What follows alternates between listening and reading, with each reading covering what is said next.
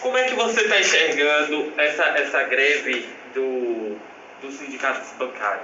Rapaz, antes de responder, a Marília de Oliveira tá aqui. Cadê Paulinho? Paulinho tá aqui, Marília. Tá vindo já, viu?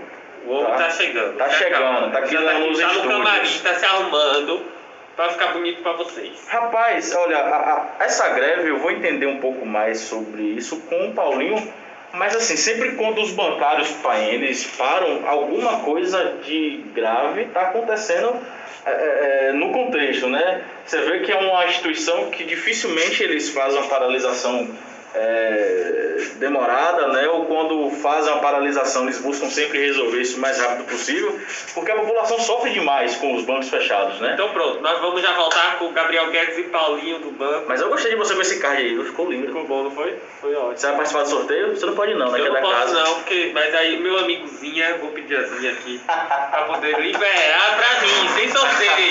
Mas primeiro eu tenho que arranjar o acompanhante. Mas vamos voltar pra cá que o pessoal tá perguntando de Paulinho. Ó, Paulinho aqui, bota na tela aí, Dan.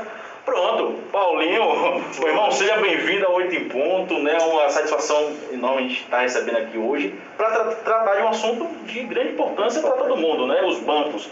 Né? Bom dia, seja bem-vindo. Bom dia, Gabriel, bom dia, Júnior Paim, bom dia, equipe aqui. Olha só, uma alegria, é um prazer assistir muitas entrevistas aqui, né? Toda a oportunidade que tive na plataforma. E fiquei desejando vir aqui, viu?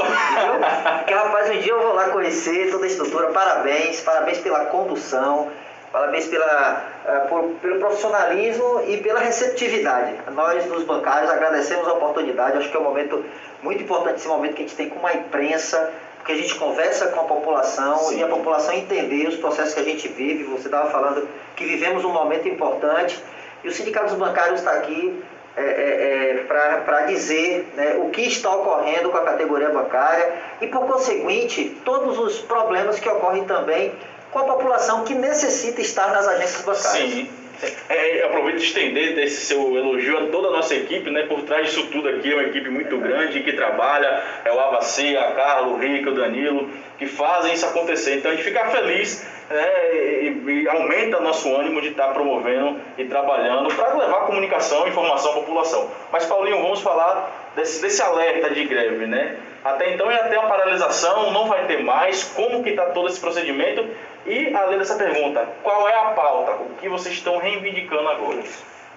Bom, a gente precisa contextualizar. Sim. Os sindicatos bancários, como você disse, a entidade, o movimento dos bancários, uma categoria organizada nacionalmente, né? Temos um comando nacional que senta constantemente, né, em mesas permanentes de negociação, especialmente com representantes dos bancos, com a FENABAN, mas também busca junto aos governos, às estruturas de Estado, enfim, da sociedade civil, essa interlocução, de modo que a gente tenha a construção, né, de uma condição de trabalho e de atendimento à população, principalmente, também, digna, com respeito, né, eficiente, né, enfim. Então, a pandemia se instalou no país, mais especificamente aqui na Bahia, em março, né? E a partir dali nós estabelecemos um comitê de crise. Em 3 dias nós já tínhamos um comitê instalado e que tratou a questão dos bancários especificamente de forma nacional. Isso dentro do sindicato? Exatamente, dentro do sindicato e buscando aí já os bancos, a direção dos bancos, né, de modo que a gente ali construísse os protocolos específicos para as agências bancárias, né, para evitar essa disseminação do vírus. Né? Bom, a partir do momento, e isso tudo foi construído, a partir do momento em que se vislumbrou a aplicação da vacina, o movimento dos bancários se mobilizou, né, para pedir a inclusão da categoria e das categorias. Vamos aqui falar de trabalhadores e agências bancárias. A inclusão das categorias que ali trabalham são bancários, vigilantes e serviços gerais, né, prestadores de serviços ali das agências. Que compõe a agência, né? Exatamente, que compõe a agência e que se manteve na linha de frente durante toda a pandemia. Né? Mesmo com todos os decretos estaduais, municipais, né, de contenção de circulação, por exemplo, né, de distanciamento social, de isolamento social, tivemos momentos importantes de isolamento social. Os bancários não pararam, né? Os trabalhadores das agências bancárias não pararam, porque foi enquadrado como serviço essencial desde o princípio. Né? Então, a gente claro, o entendimento é que é justo que também no cronograma de priorização da vacina, os bancários também estivessem incluídos. Eu quero aqui enfatizar que não contestamos, né, nenhuma classe, nenhuma categoria requisitar a prioridade na vacinação. Pelo contrário, a nossa luta geral, ela começou e ela é hoje também vacina para todos, né? Os bancários lutam para que a sociedade brasileira esteja protegida desse vírus. Mas, levando em consideração todas as especificidades, né, e circunstâncias em que os trabalhadores bancários estão, né, nós pedimos a inclusão, desde dezembro, na 4ª fase da vacinação, entendendo que há prioridades ainda maiores, né, profissionais de saúde, enfim, todo aquele cronograma estabelecido. Mas os bancários, os trabalhadores das agências bancárias, vigilantes, terceirizados, precisariam estar também, né, nesse cronograma, Sim. de modo que a gente ali tivesse uma condição mais segura de trabalho. Sim. Então essa é a pauta que seria o motivo de paralisar os serviços, né? Por que não vai paralisar ainda?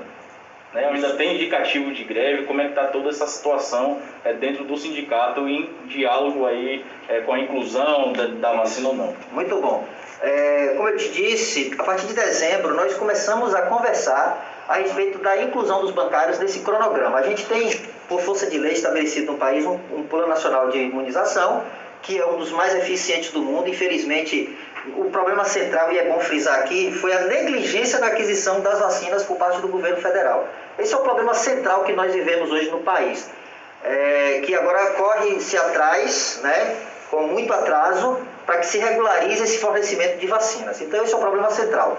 E também compreendemos esse problema e buscamos esse diálogo, principalmente junto às instâncias estaduais de decisão, que são as CIBs, né, as Comissões de Gestores Bipartite, que reúne o secretário estadual de saúde e os secretários municipais.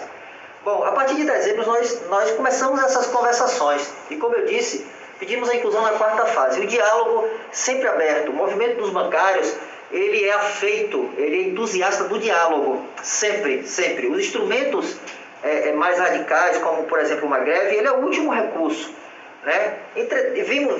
Vimos um avanço para diversas fases e não vimos os bancários, os trabalhadores das agências bancárias na pauta. A gente teve, Gabriel, só para te falar dos estudos técnicos que passamos, né, para a Secretaria de Estado, para as secretarias municipais, enfim, e também nas tentativas com o Ministério da Saúde, no CAGED, o Cadastro Geral de Empregos, nós tivemos no primeiro trimestre desse ano um aumento de 176% na morte dos bancários. Na morte de bancários. Se você juntar as estatísticas também com serviços gerais e vigilantes, nós podemos ter um número maior ainda, 176% a mais do que o primeiro trimestre do ano passado, o mesmo período do ano passado.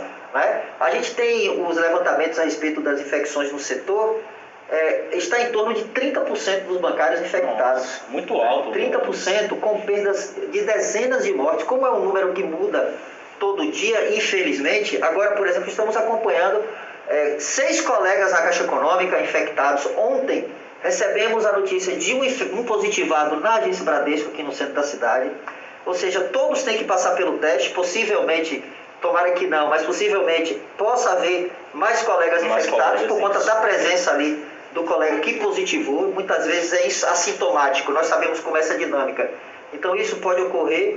E o que a gente procura é exatamente evitar que as agências fechem, porque quase todas as agências aqui tiveram que fechar por 2, 3, 5 dias às vezes, para aquele processo de desinfecção, de quarentena, enfim. Então o que nós não queremos é que esse serviço essencial à população pare novamente, entendeu? Essa é a pauta, né? Primeiro, a defesa da vida, obviamente, e segundo, a prestação de um serviço que é essencial, a gente entende sim que é essencial, e os bancários têm respondido, né? No pagamento do auxílio emergencial, no pagamento dos benefícios sociais. É isso que eu ia te perguntar, entrar nesse contexto com você. A forma de que o governo buscou pagar esse auxílio e as burocracias que foram criadas em cima desse pagamento. Entendo que foi um pagamento emergencial, então ia ter problemas, né? Porque você, da noite para o dia, começar a pagar milhões de pessoas, ia ter problemas sim. Mas a forma que o governo buscou de pagar poderia ser feita de uma maneira que não levasse tanto a população às agências bancárias. A gente notou que nos primeiros meses do pagamento do auxílio, o termo correto era um inferno aquilo ali. Então rodeava as agências bancárias e isso trazia uma aglomeração e um risco muito grande, não só para quem está dentro do banco, os bancários, mas também para a população que estava ali naquela fila. Você acredita que a forma de pagamento poderia ter sido feita de outra maneira? Como que vocês avaliam isso, toda essa questão do auxílio emergencial? Com certeza, com certeza. A gente entende o momento, a urgência, né? Se bem que houve até atrasos, né? Diante da situação de uma sociedade que precisou parar, né? De um trabalhador que trabalha de manhã para comer de noite, ele tem que parar, né? Então a gente defendeu que o auxílio ele fosse, a gente defende que o auxílio seja os R$600. Foi uma luta no Congresso Nacional para que ele fosse de R$600, e também foi uma luta e é uma luta para que ele seja permanente enquanto durar a pandemia. Bom, tivemos aquela situação emergencial, houve o desenvolvimento de um aplicativo. Sim. Entretanto, vivemos uma realidade muito discrepante na sociedade. Então, o que assistimos, especialmente na Caixa Econômica Federal, foi assim uma situação absolutamente temerária. O Sindicato dos Bancários esteve presente naquela primeira fase do pagamento e a gente assistiu a cenas assim extremamente temerárias, extremamente complicadas, e principalmente no sentido dos protocolos que até então eram assim importantíssimos, ainda mas naquele momento de ainda muito desconhecimento, né, sobre a doença, nós ainda estamos aprendendo sobre ela, mas já desenvolvemos um bom conhecimento. Daí o estabelecimento de processos mais seguros nas agências, mas vivemos ali situações, colegas infectados, um colega da Caixa Econômica que infelizmente perdeu a vida, mais uma vez, prestar solidariedade à família, aos colegas. Então vemos situações ali, Gabriel, terríveis, e tudo por conta de um planejamento, né, que não aconteceu, né, um planejamento prévio. Por exemplo, simples, vamos utilizar toda a rede bancária para fazer o pagamento. Não só um banco. Não só um banco, por exemplo. A gente entende que a Caixa Econômica respondeu com muito esforço. Os colegas foram para as ruas ali controlar, para as frentes das agências, tentar controlar. Conseguimos da gestão, à época, o apoio da Guarda Civil, né, fechamento de agências. Fomos buscar junto ao poder público, né, nós que também participamos do comitê de crise aqui do município, enquanto conselheiro de saúde, fomos buscar e dizer qual era a situação dos bancários e a situação que a população passou nas agências. Porque a gente está falando de bancário, de trabalhador de agência, estamos falando da população que necessita estar nas agências. Nem todos têm acesso. Eu mesmo peguei meu celular e procurei ajudar as pessoas. Buscamos isso nas pessoas. Olha, se você não tem um celular ou você não tem acesso à internet, procure uma ajuda. Não necessariamente precisa ir à agência. Fizemos todo um esforço de comunicação. A imprensa está de parabéns também nesse esforço. Mas, enfim, aconteceu tudo isso e vem acontecendo ainda, agora de uma maneira um pouco menor, mas ainda é muito importante a presença das pessoas nas agências. Daí a necessidade que nós temos agora de acelerar esse processo de vacinação. Como foi, Paulinho, adequar, né? A gente fala de uma agência bancária que nunca imaginou colocar funcionários na rua controlando filas, né? Nunca foi pensado isso, acredito que nunca foi pensado isso. Como foi o diálogo de trazer esses funcionários para fora, porque foi uma cobrança dos poderes públicos, né? Tinha que ter ali alguém organizando e adequar o serviço da agência, não parar, conciliar esses desafios iniciais que ainda perpassam, ainda existem, né, nas agências bancárias. Como é que está sendo todo esse processo? O Sindicato dos Bancários acompanhou, como eu disse, e acompanha de perto um constante diálogo com os colegas nas agências, as visitas, os colegas, obviamente tudo de maneira controlada, de modo que também a gente não contribuísse para essa aglomeração, né? Também com as instâncias estaduais, regionais, superintendências e com as direções do banco. Como eu disse, os bancários têm uma organização estadual, nossa Federação dos Bancários de Bahia e Sergipe, temos um comando nacional, nossos representantes junto aos bancos, enfim, então tudo isso foi buscado. O que nós também fizemos a observação é de que, por norma interna, inclusive normas de segurança da própria legislação brasileira, não é permitido que o bancário esteja fora da agência. Entretanto, nós temos em alguns cargos comissionados, né, essa possibilidade. E nós vimos nos colegas, individualmente falando, a iniciativa, sabe? Uma iniciativa baseada principalmente na humanidade. Nós vimos isso nos bancários, eu vi isso nos bancários. Nós, dos sindicatos bancários, que tivemos conversando com os colegas, que tivemos observando, tivemos inclusive lá também na porta das agências, conversando com as pessoas, tentando também ajudar naquele esforço de orientação, principalmente, nós vimos isso no olho do colega, na vontade dele, ele entendendo, né, o momento importante que a gente está vivendo, especialmente o social, as pessoas que mais necessitavam, as pessoas que passaram a compor, Gabriel, infelizmente, um contingente de brasileiros que voltaram a passar fome. Verdade. Isso é cruel. O bancário que muitas vezes as pessoas acham que vive dentro de uma agência com ar-condicionado e tal. Tem uma coisa que paira, né, que as pessoas precisam entender, né, esse grau de comprometimento, de humanidade, de consciência social que nós vimos na prática ainda mais forte nessa pandemia. Então nós passamos também até naquele colega um cuidado ali, pedir um cuidado para ele, mas não também de impedir e dizer que ele não poderia estar ali. Sim. Porque a gente via ali o exercício da consciência social, da humanidade, pessoal, da solidariedade, exatamente, da solidariedade. Pessoal. Então os bancários realmente deram e estão dando uma resposta importante, uma contribuição importante para a gente aplacar um pouco essa tragédia que a gente está vivendo no país. Eu não sei como era antes da pandemia, né? Essa questão que eu vou te perguntar agora. Mas você me faça um comparativo. Problemas psicológicos, né? Essa pressão toda que gerou socialmente, internamente, dentro de qualquer serviço que você esteja trabalhando, o medo de ir para a rua trabalhar, todos esses fatores levam hoje, nessa pandemia, a gente teve alguns problemas psicológicos, né? Ansiedade, depressão, enfim, esses problemas que estão causando terríveis e assombrando a população. Antes, existia, agora aumentou mais, como é que o sindicato compara isso? O que você está falando é uma coisa assim, muito importante. Eu agradeço enormemente essa oportunidade, porque os bancários, eu ouço, a gente sempre ouve assim, um profissional que está na linha de frente, por exemplo, nessa pandemia, um herói. Eu sinceramente, essa narrativa, parece que a pessoa é imune, né? Sim. É imune, não. Com ele não vai acontecer. Toma porrada e tal. Então ele pode sofrer toda a pressão, porque ele é um herói.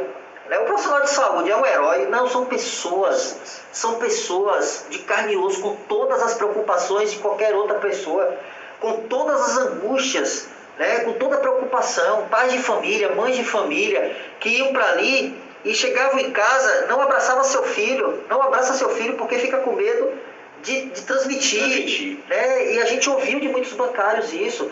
Aí o bancário está na agência trabalhando por conta de todas as circunstâncias, né? Por exemplo, o Banco do Brasil fez um processo de reestruturação na pandemia que suprimiu mais de 300 agências no país. Verdade, teve essa situação, né? Exatamente, fechou uma agência em Itabuna, fechou uma agência, nós lutamos e continuamos a lutar para que a agência do Banco do Brasil retorne para Itabuna. Fez um processo que desligou mais de 5 mil colegas. Né? Além do que, vários colegas em situação de risco foram para home office. Né? Foi uma questão também que negociamos. Sim. E conseguimos o teletrabalho nas agências de modo que protegesse parte da categoria. Né? Enfim, então o bancário que ficou na agência, se antes já era sobrecarregado, na pandemia essa sobrecarga ela aumentou absurdamente. E o problema psicossomático, as doenças psicossomáticas, ela já é uma realidade das agências bancárias, por conta de toda a dinâmica ali estabelecida e uma bandeira que a gente sempre busca nas nossas negociações, condições de trabalho, né? Condições de trabalho, especialmente aquelas em que impõem ao colega, né, o desenvolvimento de doenças psicossomáticas de toda a ordem, desde uma ansiedade até processos depressivos e processos mais complicados, mais graves. Né? A gente tem estatísticas e buscamos isso constantemente junto aos bancos, as estatísticas desses afastamentos, né? E buscamos também, obviamente, todas as medidas para acompanhamento, né, desse colega. Então já tínhamos essa realidade, uma realidade dura, cerca de 1/3 dos colegas utilizam de remédios controlados, de modo que ali tivesse a possibilidade de continuar fazendo o seu trabalho, enfim. Então a gente tem estatísticas nesse sentido e na pandemia a pressão aumentou assim muito, a gente está vendo colegas, inclusive identificando os casos, a gente procura conversar com o colega e dizer, olha, está na hora de você pedir um afastamento, ou buscar um tratamento, ou então buscar uma ajuda, de modo que muitas vezes nem o próprio colega com o intuito de permanecer no trabalho, identifica o processo de ansiedade, o processo de estresse, porque você tem a população que necessita, né, e chega ali e exige, aí você tem pro lado do banco cobrança de metas na pandemia, coisas que a gente também buscou junto aos bancos. Houve isso? Cobrança de metas, enfim, e toda uma estrutura de trabalho, de condição de trabalho, que na pandemia ela se agravou. Então nós temos um acompanhamento, um cuidado de acompanhar os colegas, mas de forma geral buscar também, né, junto às nossas instâncias, federação, comando nacional, um entendimento e principalmente as ações concretas no sentido de dar condições corretas, né, dignas de trabalho, de modo que a população também tenha um atendimento melhor.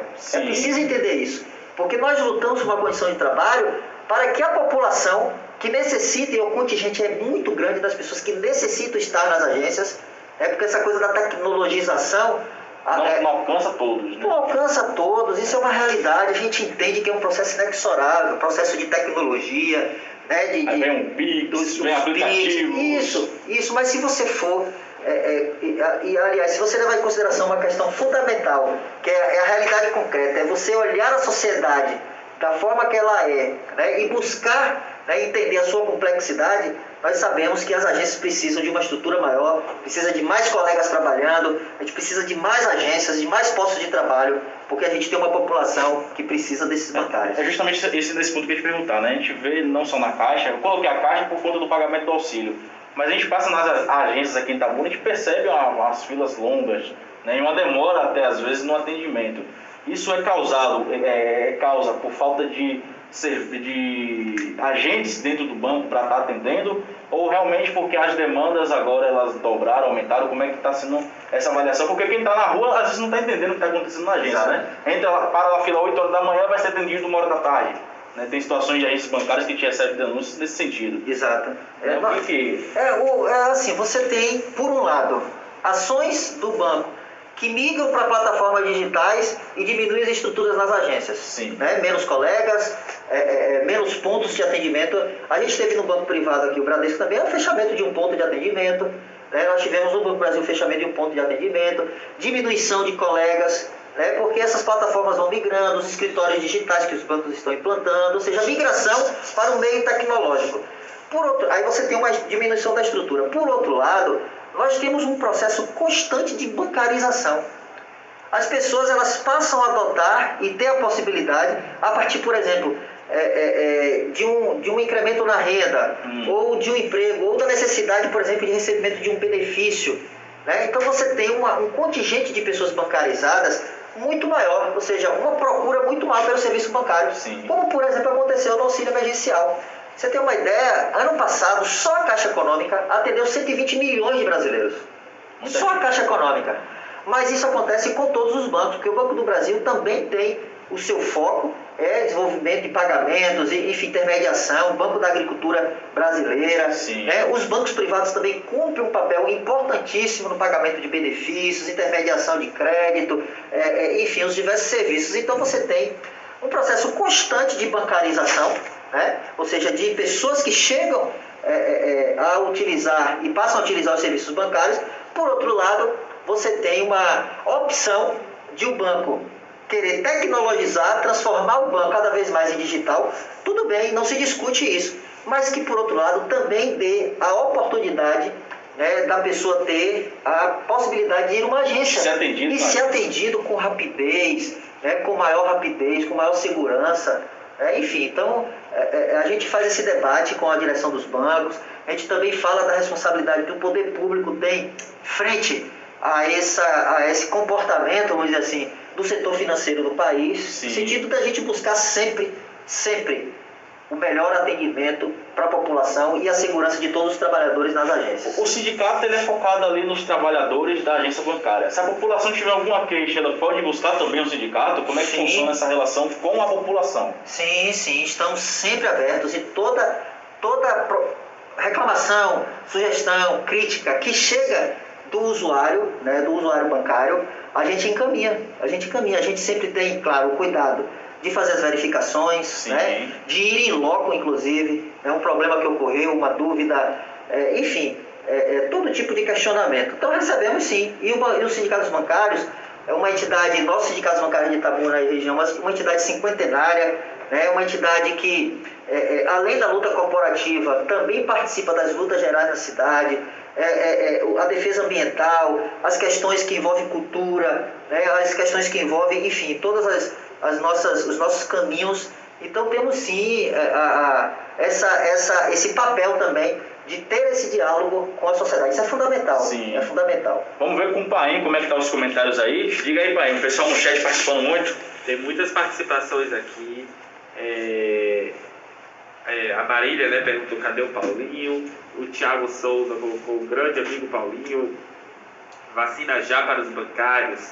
O Pedro Pereira, Bolsonaro prejudicou o Brasil, genocida.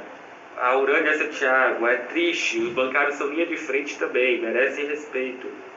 A Urânia colocou, gostei desse rapaz, o Paulo. O Tauan Fernandes, um abraço nosso amigo Tauan. Paulinho é um grande cidadão, muito sensível às causas sociais e faz um trabalho corajoso na frente da luta pelos bancários. A Marília colocou, Paulinho é um cara do bem que luta por todos os seus colegas. Parabéns pela sua luta, aguerrido. O Thiago Souza, guerreiro, vacina para os bancários já, fora Bolsonaro genocida. O Pedro Pereira, a vereadora Vilma, abordou esse tema na semana passada na Câmara. Isso. Sobre a importância dos bancários serem vacinados. Parabéns, vereadora, parabéns, Paulinho.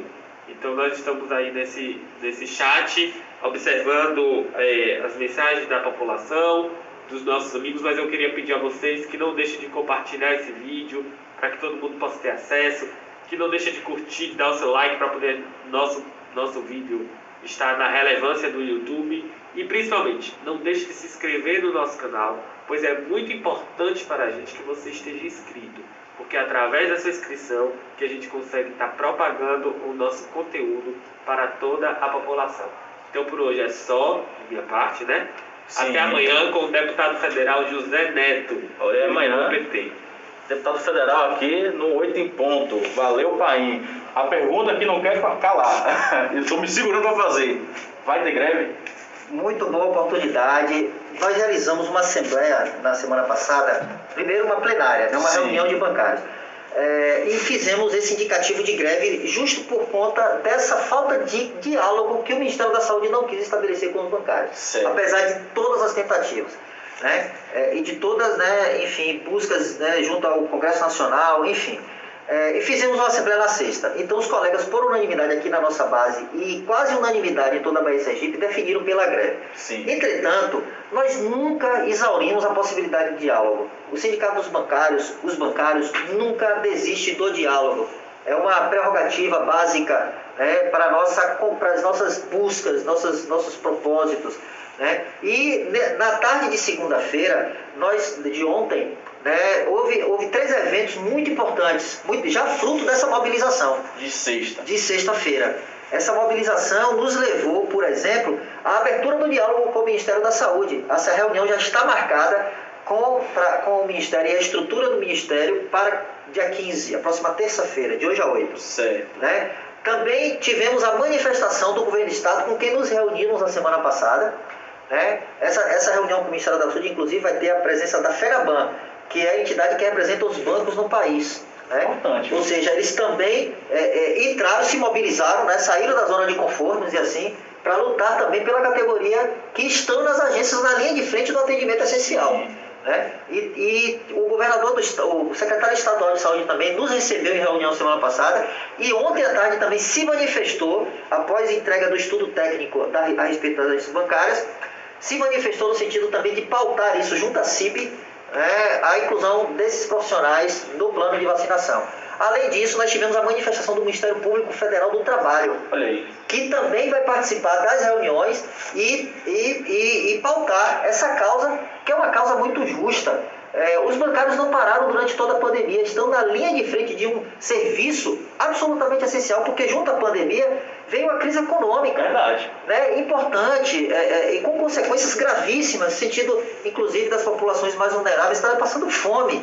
Então, os bancários, entendendo isso, buscam justamente com muita tranquilidade, sem querer dizer que merece mais ou merece menos. Na verdade, não se discute isso, lutamos por vacina geral. Mas agora é a vacina. Isso, mas diante das circunstâncias e diante da essencialidade, e principalmente da situação em que os bancários vivem nas agências, pedimos vacina já para os bancários, mas a greve foi suspensa com muita serenidade, com muito respeito, com muita tranquilidade, no sentido inclusive de entender que a população não pode sofrer esse impacto. Então eu acredito também que essa mobilização nos levou a uma decisão aquela que é a mais que nos deixa inclusive mais tranquilos, no sentido de entender que a população não precisa ser impactada. Entretanto, sabemos que quando a gente protege o trabalho das agências bancárias, estamos também protegendo a população que precisa estar lá. Isso ia chegar nesse ponto por ter esgotado, né, todos os meios de contato para inclusão. Um ponto de vista agora político, o presidente ele defende bastante a questão econômica, né? Ele fala pandemia e economia tem que estar juntos e para dar certo. Esse discurso do presidente, ele é vencido quando não compra a vacina e não busca imunizar a parte da economia. Aí tem os bancários, tem essas pessoas que mantêm toda essa economia em pé. E do outro lado a pandemia, né, que toda a população necessita ser vacinada. Você acha que esse discurso dele de economia e pandemia é vencido com a não compra da vacina? Com certeza, com certeza. Essa dicotomia, ela tem uma narrativa que ela é falsa. Na verdade, a própria vacina é um elemento de retomada econômica fundamental. Sim. Olha o que está acontecendo nos outros países, Reino Unido, Israel, o próprio Estados Unidos. Então, assim, eu negligenciei a compra da vacina. Inclusive, continuo pontuando que não é obrigatório ou que calma, vamos ter calma, a vacina vai chegar, enfim.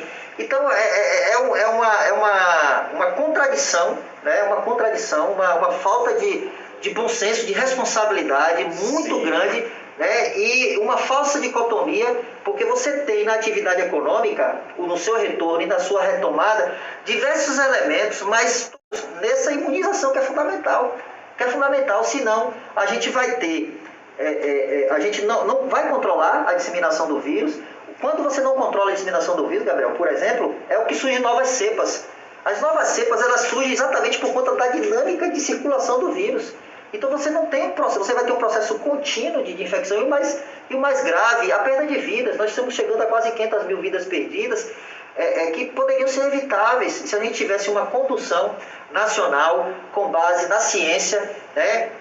Com base no que está posto e com base inclusive nas experiências, nos exemplos que a gente vê no mundo. Sim. Então a gente está vivendo realmente uma situação de, além de combater o vírus, combatermos algo que é terrível, que é a negação da ciência, né? E principalmente a atuação absolutamente temerária, irresponsável, para não dizer criminosa, né? De quem poderia ter tomado a decisão e não tomou. Por isso que a população sofre, é por isso que a economia sofre. É por isso que a economia sofre. Então, é uma falsa dicotomia. É preciso que as questões sejam coordenadas de forma que a gente tenha proteção da vida, acima de tudo, proteção da vida, e aí sim, processo de retomada, e nós temos possibilidades muito grandes. Aqui em Itabuna, por exemplo, a universidade apresentou programas, a UESC, programas de retomada de desenvolvimento. Nós tivemos, por exemplo, no comitê de crise, o professor Elson Cedro, economista da UESC, doutor professor Elson Cedro, que estabeleceu ali uma grande palestra, no sentido de dizer que temos os setores como educação, por exemplo, como no serviço de saúde, né? E também nos investimentos que a cidade precisa do ponto de vista do investimento público, fortes fatores de desenvolvimento e retomada da nossa economia regional, da nossa economia da cidade e economia regional. Ou seja, são ações coordenadas, mas tudo isso baseado num processo de imunização que, volto a dizer, por negligência do governo federal, daí a sua falsa ideia de que está protegendo a economia, né? Protegendo o bolso, que infelizmente o presidente, o governo federal coloca, e que precisamos combater também. Além do vírus, precisamos combater isso. Esse discurso, né? O Paulinho ele tem com conhecimento do contexto, um leque muito grande. Eu quero trazer ele aqui novamente, viu, Paim? Para a gente falar de Itabuna, meio ambiente. Ele disse que são pautas do sindicato. Sim. Vamos vir aqui falar disso, Conselho Municipal de Saúde também. Eu quero te trazer aqui para conversar sobre isso.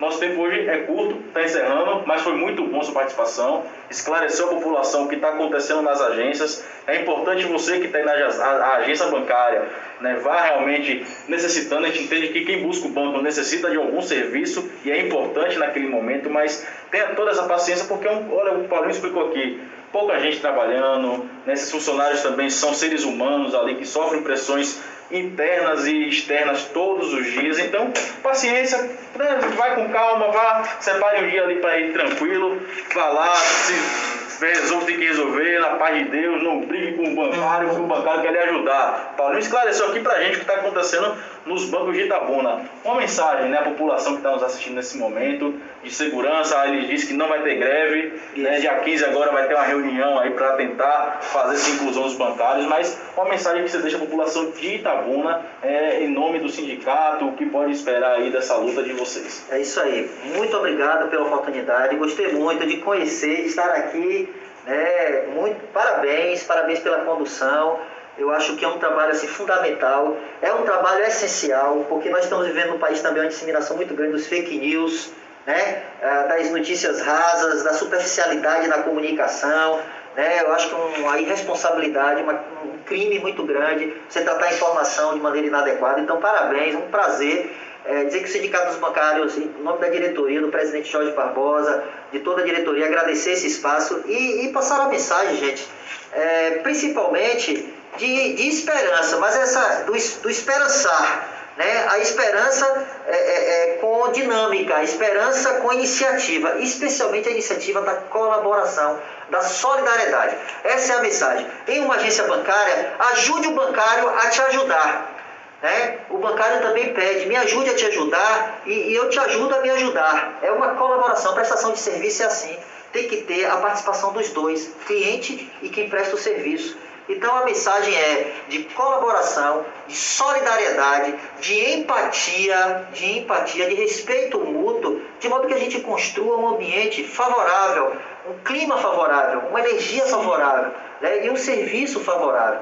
E serve também para todos os setores, para toda a cidade. Usar a máscara, estabelecer os protocolos, é também uma atitude solidária, né? Você se protege o outro, de modo, gente, que a gente tem nas nossas mãos e na nossa natureza colaborativa, na nossa natureza solidária, a possibilidade efetiva de construir uma sociedade mais justa, mais humana, e de modo que nós possamos caminhar no sentido do mundo melhor, Gabriel, que isso é o mais importante. O Sindicato dos Bancários agradece e está de portas abertas. É uma entidade aberta, que dialoga, que participa, que se preocupa e que também usa toda a sua possibilidade, seu corpo diretor, enfim, para contribuir com a sociedade. Muito bom, né? Muito bom esses esclarecimentos. A gente que agradece aqui, nosso público ainda mais, por estar ouvindo e conhecendo um pouco do que está acontecendo aqui em Itabuna, à frente do Sindicato dos Bancários, né? Como eu disse, quero te trazer aqui de novo para a gente falar de Itabuna, meio ambiente, falar de política. Você que é suplente aí de vereador,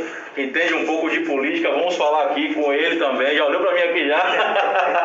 O Paim vai marcar com você, mas amanhã é o deputado federal Zé Neto, né, Paim? Do PT, lá de Feira de Santana, é isso? Primeira vez deputado federal, vai estar aqui conversando com a gente, vamos falar da CPI da pandemia, vamos falar da política lá de Feira de Santana, enfim, amanhã comigo aqui no 8 em ponto do iPolítica Bahia, neste mesmo canal e neste mesmo horário. Para você que nos acompanhou até aqui, meu muito obrigado, né, por cada mensagem aí. Depois eu e o Paulinho, o Francisco também a gente vai lá ler tudo que vocês comentaram lá, viu? Participem bastante, o pai está de olho em tudo, não para de mexer naquele celular dele ali.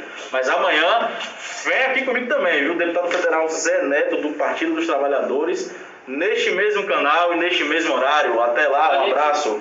Pai, rapidinho, quer falar? A gente já pode anunciar a semana toda, né, que já fechamos. Eu tô aqui no celular fechando isso. Pronto, você é retado lá. Tem o deputado Zé Neto. Quinta-feira, dia 10, tem o presidente do partido PSOL, o professor Max. Olha, professor Max, gente boa dia demais. 11, sexta-feira, tem a secretária de Segurança e Ordem Pública, Mariana Alcântara. Eu tô bonito hoje com essa gravata? Gostei. Gostou, Só quero né? que você use a blusa cinza, porque essa daí já tá mais... Não, mas essa é a cinza. É a cinza? É a cinza. Eu vou voltar a usar a branca. Botou, foi. Eu vou voltar a usar a branca de novo, porque o povo tá reclamando da branca. Eu vim de fata, né? Você tá bonito, todo Até dia tá amanhã. lindo. Tchau. Até amanhã, meu filho. Valeu. Muito obrigado Muito pela obrigado, participação. Roberto. Muito obrigado. Entrevista assim, descontraída, né? Tem que Poxa, ser. Hoje tem rapaz, conta é isso. maravilha, cara. Eu tô feliz mesmo de estar aqui, meu cara. Pode acreditar. Vem de novo, vem de